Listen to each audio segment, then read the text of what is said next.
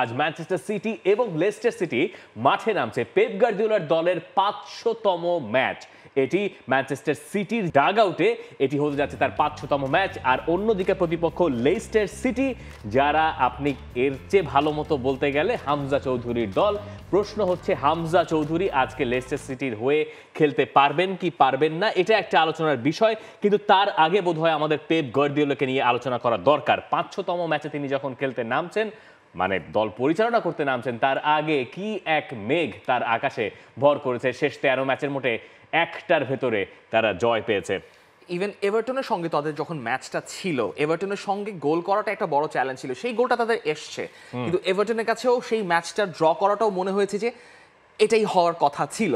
এই ড্রটাই তাদের কাছে অনেক বড় একটা কিছু। 13 ম্যাচের যে একটা জয় এসছে নটিংহাম ফরেস্টের কাছে, 3-0 গোলের একটা জয়, সেটাও এখন মনে হচ্ছে যে ইভেন লেস্টার সিটির সঙ্গে ম্যাচ, যেই লেস্টার সিটি এখন রেলিগেশন ফরের ব্যাটলে রয়েছে, double million offer Walton fridge কিনে পেতে পারেন 20 লক্ষ টাকা, রয়েছে কোটি কোটি টাকার নিশ্চিত উপহার। তাদের সঙ্গে ম্যানচেস্টার সিটির অ্যাডভান্টেজ কতটুকু সেটা আপনি ক্লিয়ারলি বলতে পারবেন না, পেপ গার্দিওলাও জানেন না।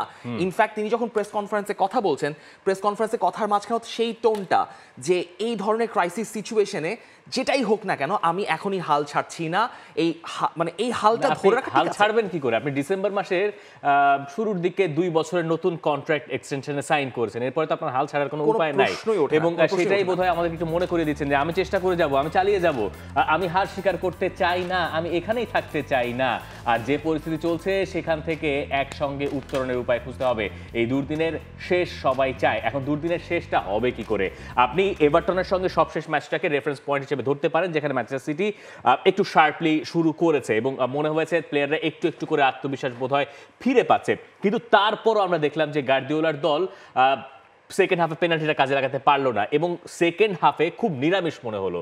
এই খেলাটার ভেতরে সেই ধার খুঁজে পাওয়া গেল না। ফার্স্ট হাফে যে অ্যাপ্রোচ ছিল, সেকেন্ড হাফের অ্যাপ্রোচ আকাশ পাতালের ফারাক। এবং মানে হাফ যদি বাদ দেন, পুরো এই 13 ম্যাচের বিচার যদি করেন, কেন গার্দিওলার দলের কোনো উপায়ন্ত খুঁজে পাওয়া যাচ্ছে না, তার কারণ হচ্ছে এটা যে প্লেয়ারদের ভেতরে সেই আত্মবিশ্বাস গোটাটাই হারিয়ে গেছে। একটা দল হারতে পারে, একটা দলের বাজে সময় যেতে পারে, কিন্তু এখান থেকে উত্তরণের কোনো উপায় আমি দেখতে পাচ্ছি না, খুব আশু সমাধান নাই। আত্মবিশ্বাসের কথা যেহেতু বলছেন, ওই পেনাল্টি ইনসিডেন্টের কথাই আপনি বলেন না। হল্যান্ড যে পেনাল্টিটা নিলেন, পেনাল্টিটা হয়তো অ্যাঙ্গেল ভালো হতে পারতো আরেকটু, সেটা নিয়ে কোনো সন্দেহ নেই, কিন্তু তার মধ্যে আত্মবিশ্বাসের অভাবটা ভালো মতো টের পাওয়া যাচ্ছে। হল্যান্ডকে সবাই চিয়ার আপ করছেন, ঠিক আছে, কিন্তু সবার মাঝখানে ওই বিষাদের মেঘটা মানে পুরোপুরি ক্লিয়ার। টিম গেম প্লে বলেন, তাদের কম্বিনেশন প্লে বলেন, অনেক কিছু মিসিং আছে। ডিফেন্সে যখন তারা ধরা খেয়ে যাচ্ছে ট্রানজিশনে, কোনো কম্বিনেশনের ঠিক ঠিকানা নেই। এবং এই যে গার্দিওলার এই চেহারাটা দেখতে দেখতে আপনি অভ্যস্ত হয়ে গেছেন এবং আপনি বারবার জানেন যে ম্যাচটা তাদের অপোজিটে চলে যাওয়ার পর গার্দিওলা এই ধরনের অঙ্গভঙ্গি করবেন, কারণ তিনিও আসলে ঠিকমতো জানেন না যে এই দুর্দশার শেষটা কোথায়। যেখানে পেপ গার্দিওলার ট্রফি কেস যখন আপনি দেখবেন, আপনি 500তম ম্যাচ খেলতে নামছেন এই লেস্টার সিটির সঙ্গে, তখন এটা একটা মাইল ফলক।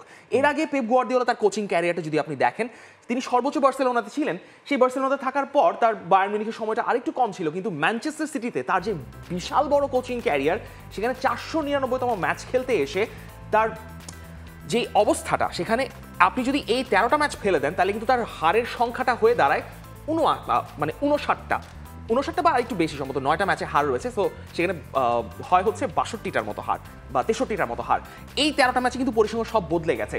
এবং বার্সেলোনা বলুন বা বায়ার্ন মিউনিখ বলুন, এটার পর আপনি কখনোই বলবেন না যে ম্যানচেস্টার সিটিতে তার এই সাকসেস রেটটা। আপনি দেখেন এই যে রেটটা, এই রেটে তার উইনিং পার্সেন্টেজ আপনি যদি হিসাব করেন, তাহলে ম্যানচেস্টার সিটিতে 71%-এর মতো হয়, 71%-এর একটু কম। আপনি বায়ার্ন মিউনিখ হিসাব করলে সেটা 75%-এর ওপরে, বার্সেলোনাতে সেটা 72%-এর ওপরে। ম্যান সিটিতেও রেটটা বেশ ভালোই ছিল, কিন্তু শেষ 13টা ম্যাচে এই রেটটা, পার্সেন্টেজের রেটটা আসলে অনেকটুকু ডিক্লাইন করে গেছে।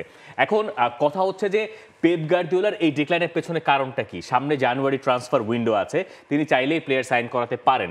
এখন অনেকে হয়তো দাবি করতে পারেন যে যে ভাই এদের তো অনেক টাকা আছে, চাইলেই এরা যে কাউকে কিনে ফেলতে পারে, আর যে কাউকে কিনেই তারা এই রকম সাম্রাজ্য বানিয়েছে। কিন্তু আসলে কি তাই? পেপ গার্দিওলার সাফল্যের কথা আমরা বলছি, ইংল্যান্ডে তার যে সাফল্য 2017-18 মৌসুম থেকে একটানা তার যে দাপট ইংল্যান্ডে, এই সাফল্য শুধুমাত্র টাকার জোরে না, এই টাকার জোরে না, এটার পক্ষে বিপক্ষে দুই দিকে আপনি যুক্তি দেখাইতে পারেন।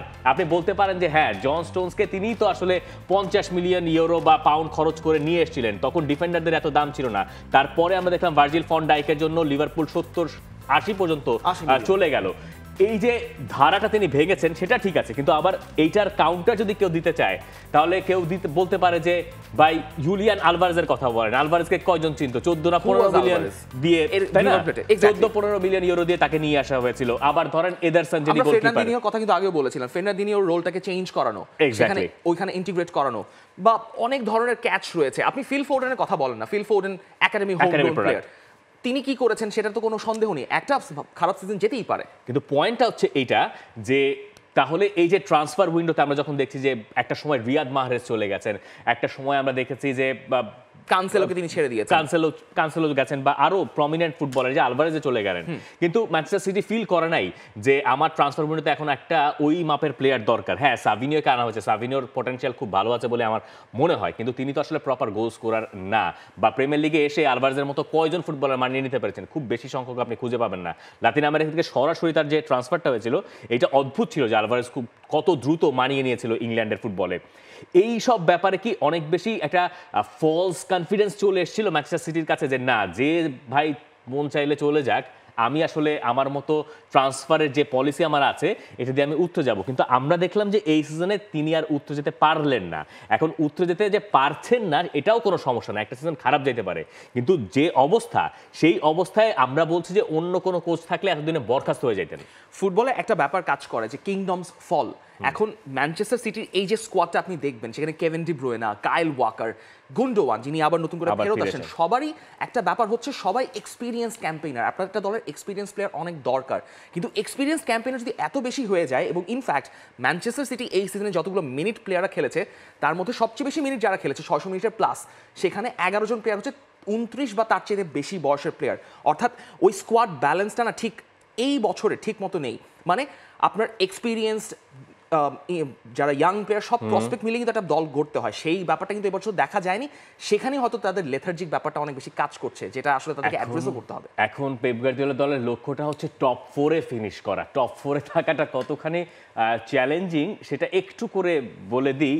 ক্রিসমাসের সময় যে জায়গায় ম্যানচেস্টার সিটি ছিল, সেই জায়গা থেকে সর্বোচ্চ লিগ শেষ করার রেকর্ডই হচ্ছে টপ 4। এর উপরে যাওয়া যায় না, মানে একেবারে কানের পাশ দিয়ে গুলি যাওয়ার মতো অবস্থা গার্দিওলার দলের। এখন আসেন আমরা এই জায়গা থেকে কিভাবে বাংলাদেশে ঢুকে যাই, দেখেন এটা একটা ম্যাজিক।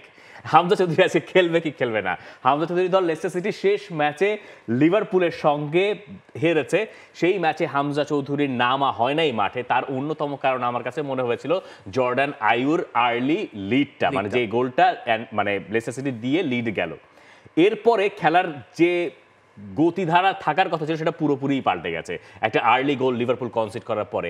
আজকের ম্যাচে যদি এইরকম ঘটনা না ঘটে, ধরেন কথার কথা লিভারপুল লেস্টার সিটি এগেনস্টে ফার্স্টে গোল খেয়ে যেভাবে বাউন্স ব্যাক করছে, আপনার কি বিশ্বাস যদি আজকে ম্যান সিটি প্রথমে আর্লি গোল খায় তাহলে লিভারপুলের পক্ষে, মানে ম্যান সিটির পক্ষে এই ধরনের কামব্যাক করা সম্ভব? Very difficult. লাইক ধরেন 60-70 মিনিটের জায়গায় যে কোনো কিছু হতে পারে, বাট স্যালভেজ করা উইল বি ভেরি ডিফিকাল্ট সেই ম্যাচে। হামজাকে কি আমরা আজকে দেখব? এক্সপেকটেশন লো রাখাটাই ভালো। আমার মনে হয় না স্টার্টিং 11-এ দেখব। স্টার্টিং 11 অবশ্যই দেখার কথা নয়, সেই আশাটা করাটা বৃথা। হয়তো সর্বোচ্চ 5 মিনিট পেতে পারেন, এর বেশিও না। না দেখলেও আসলে অবাক হওয়ার কিছু থাকবে। আমার মনে হয় ম্যাচের যদি স্টেজটা এমন থাকে যে ঠিক আছে গোললেস অথবা লিডে আছে লেস্টার সিটি, তখন হয়তো আমরা হামজা চৌধুরীকে ম্যাচের যে কোনো একটা স্টেজে দেখবো। এবং এটা মনে রাখা দরকার এক্স্যাক্টলি যে রুড ফন নিস্টেলরয় এখনো তার এই কোচিং ক্যারিয়ারে খুব আর্লি স্টেজে রয়েছেন, স্পেশালি ইংল্যান্ডে। তো সেই হিসাব থেকে তিনি এখনো প্লেয়ারদেরকে চিনছেন, বুঝছেন, বোঝার চেষ্টা। বাংলাদেশ প্রিমিয়ার লিগ 2025, 7টি দলের জমজমাট লড়াইয়ের মাধ্যমে পুরো দেশ। দেখতে চোখ রাখুন টি স্পোর্টস নেটওয়ার্কে।